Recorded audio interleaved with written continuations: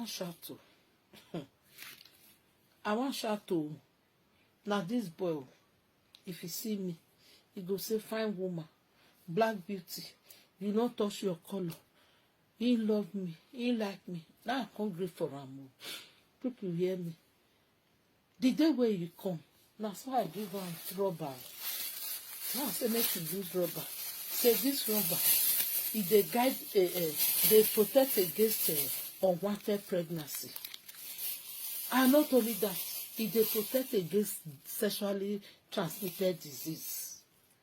He say lie no use. He say he know me. He say I be beautiful lady.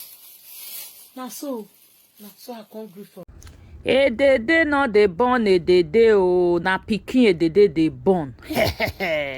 Yes, so edede no dey born edede, na pikin dey born. Yes, so my people, this matter wey I carry come today be say this woman wey una dey see so, she dey pregnant right now. Yes, na one small boy na give am belle. She don dey look for pikin so long, she never get pikin. Opportunity now wey this boy take come. As he come, the way the woman take explain, I go dey play the video for una make una dey listen. He say every time this boy go dey tell am say, you too fine oh, your blackness, you no use cream touch am oh, this one na original skin, you too fine. Say every time the boy dey tell am say, he too fine. He say he like am, he want make he be yenagbon. You understand? Yenagbon na know wetin e mean. Na they come say, okay, oh no wahala, my pikin oh, okay, na mo start. So he say come get one day now, he come his house. As he come his house now, they come sit down, they want do the vaga. They want do the vaga. So now he come give am a rubber where they use oh. Now the boy say no, he no they use oh. Say na direct. He saying they go direct, he no they use rubber. Say no. Make the woman not worry. You know they use rubber. Oh. Now the woman can say, okay, the reason why because me you use this rubber because of pregnancy or because of all this disease, you understand? The boy say no, make it not worry. Say no, they use rubber. You know now the boy they say the woman don't hold now. You know they feel no if they pregnant. Now the boy just do vaga the woman like that. The woman say the boy they come in house all the time, go come the shop there, they do everything, they enjoy himself. So one day now he come miss a period. Now he call the boy say, bros, how far now? See what it they happen no, he get below. Hey, he said now the boy say, he they share for round. Where he go get belle, may go remove him. Now the woman say, for this age, when they look for pikin, now he want go remove belle for waiting or they try am. He said the boy say not being get belle or not they responsible. Say his friends say that they laugh am. Say friends if they see and say they go laugh am. I ain't go carry woman when he big person, when he hold person, when he reach to born now. My correct people. Ya we ama we no wo kan wa kon gan so far no me akwaro no ya go eri no. The time where you dey jogodo the woman, you no say pikin go pass and come out. You know say some boys all these some boys wey dey this abroad where they go the thing like that, they not even they think of say other thing go pass and come out. Una dey try una dey try. This boy, he be one card this woman mugun to tell this woman say, come, you know if he pregnant again, that means saying go just they throw away all the akamu inside. The boy they throw away all the akamu inside. They no say this woman, don't take away this woman, they look for pikin. Opportunity now, the akamu can't grow okra. The akamu can't grow big okra for inside the woman because oh my God, the okra now, okra don't grow. Now the woman tell and say, the okra where you plant for my belly, don't they grow? You got to come and say, Father, to come and stand, to come and take your responsibility. Which the boy say, wow. Say the woman too hold for her. With this woman go they walk out for streets. They'll call say na why be this say you know want to make the woman do it home, you know want to my correct people. All these boys say, may God have mercy on you now. The way una take they behave now, God now go help you now. Yes, now God go help you now. Now God go help you now. It's not good. See this woman now, they throw away spit now. So spit they throw away now. In dey tell the boy say make he come o, make he come take responsibility o. Make he come o, say the pikin no go remove am, say he want the pikin go born am. Say the pikin wey he wan born, say no be edede he wan born, na pikin he wan born momo wey dey cry nya nya nya, na he wan born. He no wan born mokin, he no wan born atutu poyoyo, na pikin na he wan born. Now the woman tell am say the time where you dey put your banana for inside my kpekus, now the okra wey you put there, it don grow. So wetin you wan come do now? The boy say no, make the woman pack load, make pack bag and baggages, make it go. Now be the tori wey I carry come my people. Make una see as some boys say they do. After they don do finish, now they go run come on. Now so that they do to all some girls where you go see a lot of single mothers around. That's how they do it. They think say money they there. Make they just go collect their home. Before they'll say make they collect okra don grow there. You see, okra go grow. When the okra go grow now, they go run leave the okra comot. They go another one. Go they put another camu for another place. When that camu go does it grow now, it go come change to okra inside. They go see cabbage, which is very, very bad. Yes, so this boy now, my brother, my advice for you. You have to go back to that woman. Go and finish what you start. Now the woman they get money sickness. You need to stay with the woman. You don't say the woman they work. Now you go need somebody to stay with her so that all those sickness, you go see somebody where go the assistant to cook and eat and everything. You know say this time now she need to dey eat healthy food so that the okra where you plant inside down, it go they grow well. As this woman talk, say not be your money in the fine, you don't get money already. Make you just come, make you come the put more akamu inside so that the okra will grow very well. You know, say when you not pull more akamu where okra they grow inside. Sometimes you go come be like say when they go body pikin, not they talk well. That one not me say some people. Children when not they talk well, not because make some people not come attack me here. Say mama did talk. Say some children when not they talk. Say enough akamu wey not they put that one join my people.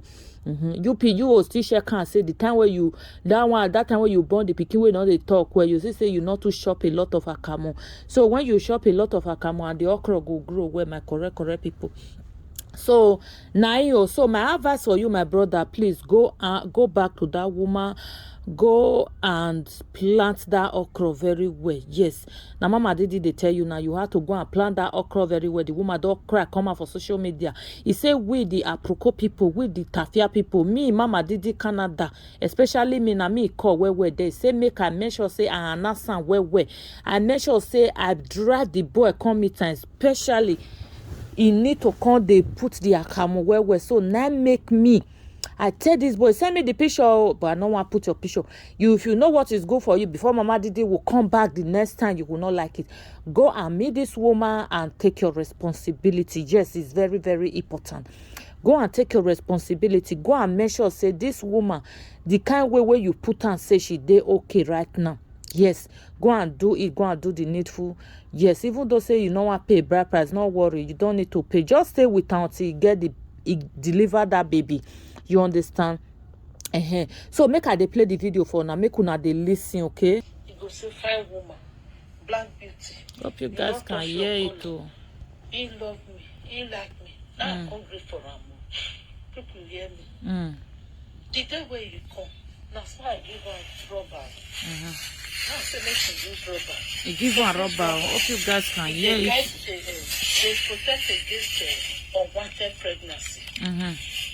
I not only that, it they protect against sexually transmitted disease. You know, yeah. It say no. Agua. Yeah, huh? It say a beautiful lady. Yes, so beautiful lady. And so I come good for her. Anytime I there, as he go come, he go eat, he go sleep. No be I go jogodo. Belle don't come. Now I come call her, tell her say. Belle come. Now he say, wait till I talk. Me old woman. He say, me say me get belle for I not be you. I say, but when they give you rubber, you say you know take. And you say you know say me go 50 bucks. Oh yeah, I Ram. know say I senior. Say no say go fit quick born Now he again. say you no go carry. Say I be a dede. Say be a dede. He say he dey shame to tell him friend say he dey come where me dey. Voila. Me get belle. They shame or say they when tell he friend. dey looking before he enter my house. Okay, now they look here before I go enter the day house. Now that one come pay me back. Hey yeah. You see me now, I dey sleep. Hey yeah. And he even see me, he no pity me. Say me I go remove her. Pikin wey me dey find since. Make me go remove her. Agwa. I no go ever remove her. As he come here the day, I go tell her say, the day not dey born the day. Na pikin. Na pikin, omomo, baby. No so nya. I no go remove her. My correct people, I hope una hear am I go play the video again for una make una hear. Now hear wetin this woman talk how the boy take come impregnate am for him own house. Saying the shame for the day, saying the if he want come the day house, in the he go just suffer look here, he go suffer enter. So now I carry come my correct people. I beg make una leave una comments under the comment section. Tell me what you think about this video. If maybe wetin this boy do na very nice thing. I beg make una leave una comments. Subscribe to my YouTube channel, Mama Didi Canada TV show, and make sure you hit that notification bell so that anytime Mama Didi make pakan, you will be pakan with me. Yes, so my correct people, follow me on my Facebook, Mama Didi Canada TV show. I love you all. May the good Lord continue to bless you all. Much love and much kisses to you all. I will see you guys on my next video. Yes, so I will see you guys on my next video. So for now, I say bye. I love you all. If you see me, you go say fine woman, black beauty. You not touch your color. He love me. He like me. Now I come great for him. People hear me. The day where you come, that's why I give one rubber. Now I say make you use rubber. Say this rubber, if they guide, they protect against unwanted pregnancy. And not only that, if they protect against sexually transmitted disease. He say lie no, you say he know me. He say I be beautiful lady. Now so I can't grieve for him. Anytime I dey he go come, he go eat, he go sleep. No be I come to say belle don come. Now I come call him, tell him say belle come. Now he say wetin I talk. Me old woman. He say me say me get belle for I not be you. Now say but when they give you rubber, you say you know take. And he say you know say me go 50 bucks for him. I know say I senior and well. Now he say you no go carry. He say I be a dede. He say he dey shame to tell him friend say me dey come where me dey or me get belle for him. He say when he dey come, he dey looking before he enter my house. He say me I go remove her. Now that one come pay me back. You see me now, I dey sleep. And he even see me, he no pity me. Say me I go remove her. Pikin wey me dey find since, make me go remove her. I don't go ever remove her. As he come here the day, I go tell her say, the day not dey born the day. Na pikin, omomo, baby, na the day go born. I not go remove her more.